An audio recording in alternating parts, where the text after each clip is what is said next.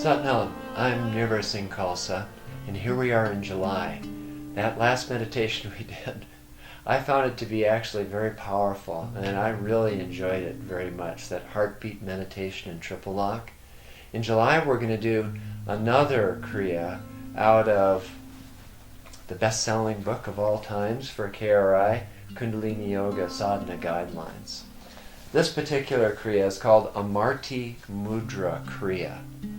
It's interesting. It's one of these ones that historically Yogi Bhajan talked about as being brought by a sadhu, a wandering, saintly person that was sent to Ceylon by a Chinese emperor in the 14th or 15th century to bring back a particular Kriya.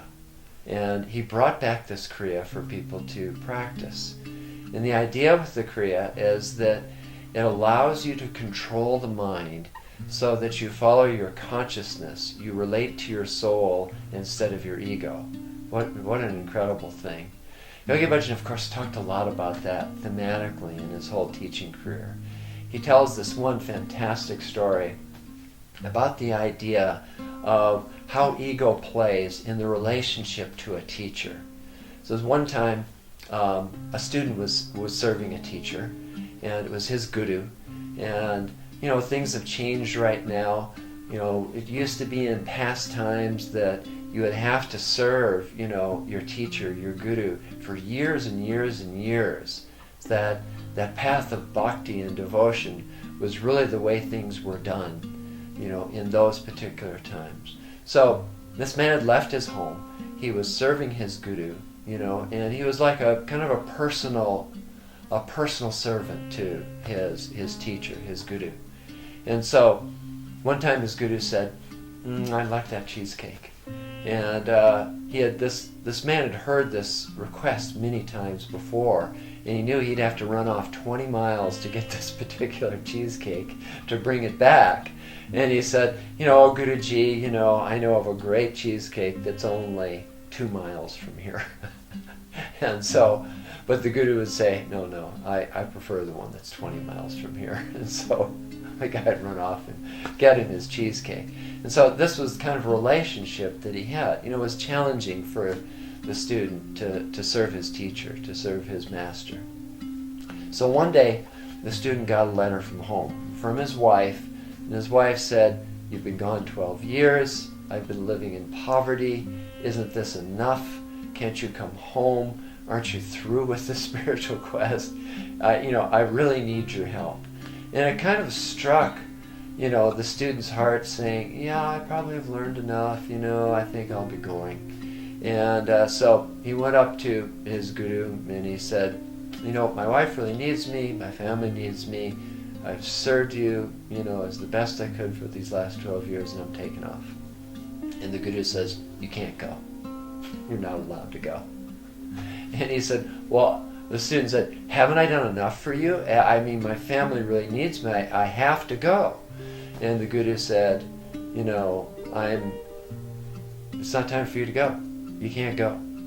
And the student says, "Well, I'm going anyway, And the teacher said, "Well, what are you going to do when you get there?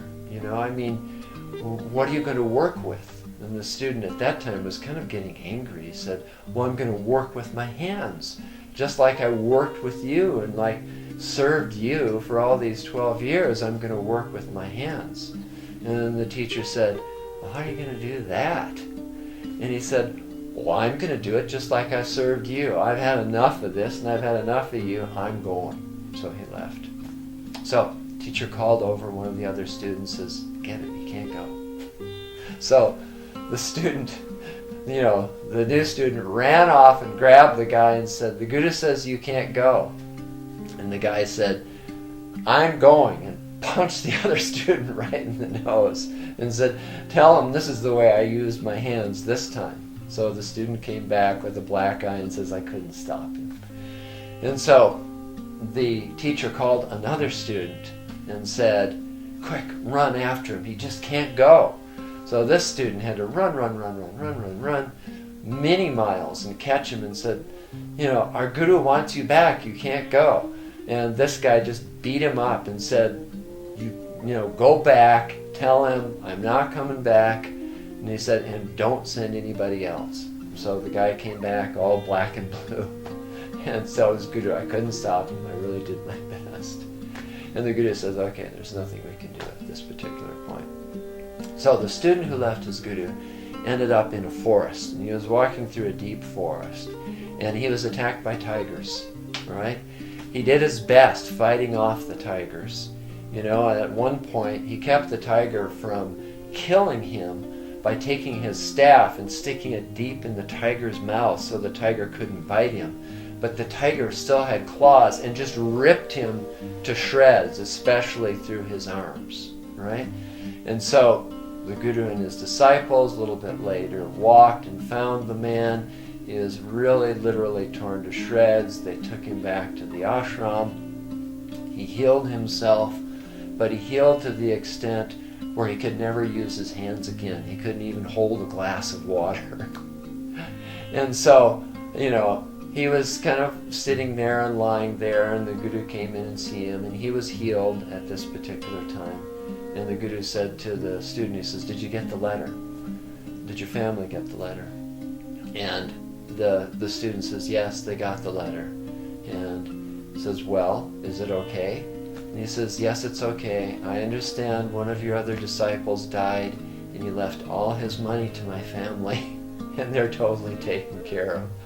But just tell me one thing. Why did I have to go through this? Why did I have to lose the use of my hands? Why couldn't I listen to you so that I could use, in humility, that I could learn this lesson? And the teacher quoted something from scripture, and basically the lesson is, some of these dramas you just have to go through.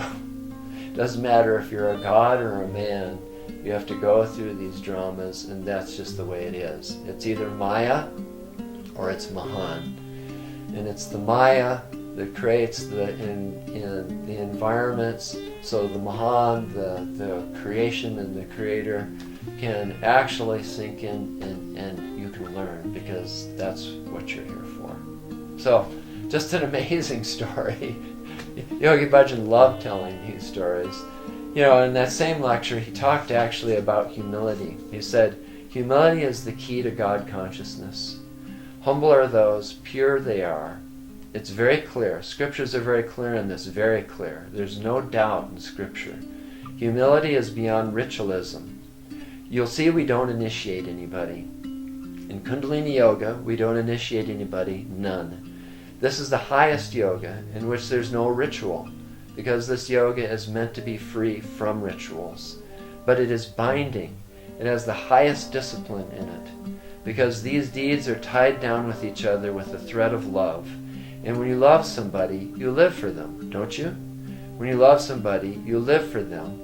And when you live for them, you be them. And when you cannot be him, and that wall of ego comes up between you and him, you can never be him.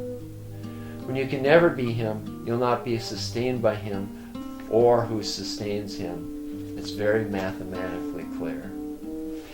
So this Kriya is really great for this. It's the idea is like this ego, this identity, which you really need to operate in this world, sometimes can drop this wall in between you and the state of consciousness that you want to live in. So you want to live in this sense of awareness. You want to be able to use your ego and not have the ego use you. And so this is really what this Kriya is for. It's really fantastic. So this is the mudra. Right hand, you're going to have the little finger, and you're going to press this thumb right onto the little finger, and you're going to hold this up by the side.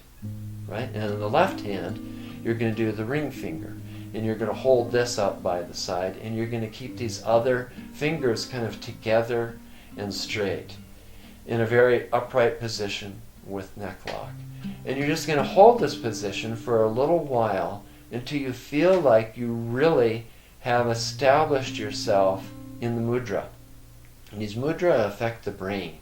And so it's stability that you're actually looking for. You can keep your eyes open until you really feel like you're stable in the mudra. And then at that point, you'll close your eyes. And with the eyes closed, you're going to beam out the brow point, a beam of light out into infinity. And once you feel like you are stable in the mudra, you're stable with your beam of light, then you mentally start chanting the mantra Ankar, Ankar, the absolute infinity as it relates to this creative process. And then you just hold that position, mentally chanting, beaming the light, staying stable for 11 minutes. And when you're done, you can shake, clench your hands, shake them a little bit, break the meditation like we do. Finish up, with the sunshine song or 3 long satnams. And of course, you've done your tune-in mantra, Om Namo Gurudev Namo, first. And so, I'll enjoy practicing this in this beautiful summer month of July, and we'll move beyond and through and use that ego so that we can help our minds to relate to our consciousness, to relate to our souls. I'll enjoy it with you. Satnam.